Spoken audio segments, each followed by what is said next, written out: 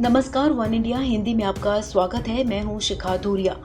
कृषि कानूनों को लेकर विरोध की मुहिम अब दक्षिण भारत में भी जोर पकड़ने लगी है।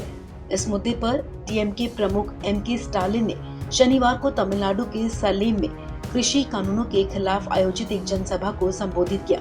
उन्होंने लोगों को संबोधित करते हुए कहा कि केंद्र सरकार ने कृषि कानूनों को लेकर समय रहते जरूरी कदम नहीं उठाए। एमके स्टालिन ने कहा कि पीएम मोदी कहते हैं कि वो पहले किसान हैं। अगर ऐसा है तो उन्होंने प्रभावी पहल क्यों नहीं की।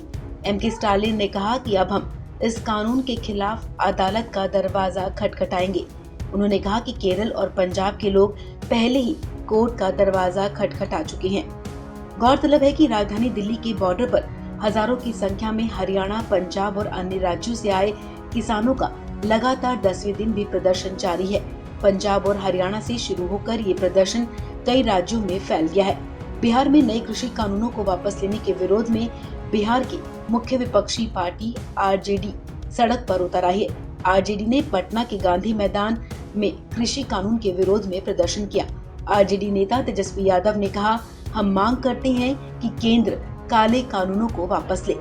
वहीं दिल्ली स्थित बुराड़ी के निरंकारी समागम ग्राउंड में एक प्रदर्शनकारी ने कहा, हम तब तक नहीं रुकेंगे जब तक सरकार हमारी मांगों को नहीं मान लेती।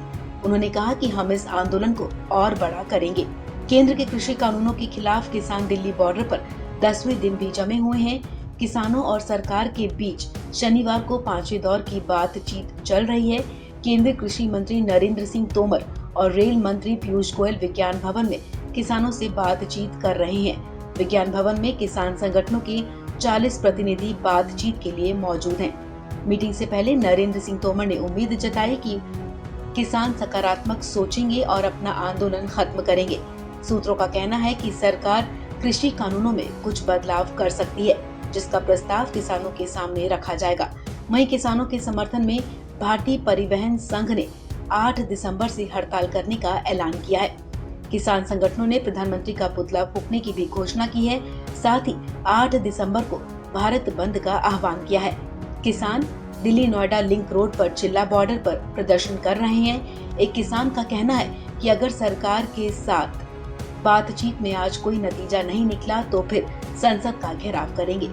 कृषि कानूनों के खिलाफ दिल्ली की सीमाओं पर डटे किसान पिछले 10 दिनों से बैठे हुए हैं। तमाम मसलों को लेकर 2 बार केंद्र सरकार के साथ चर्चा हो चुकी है, लेकिन अभी तक कोई ठोस परिणाम सामने नहीं आया है।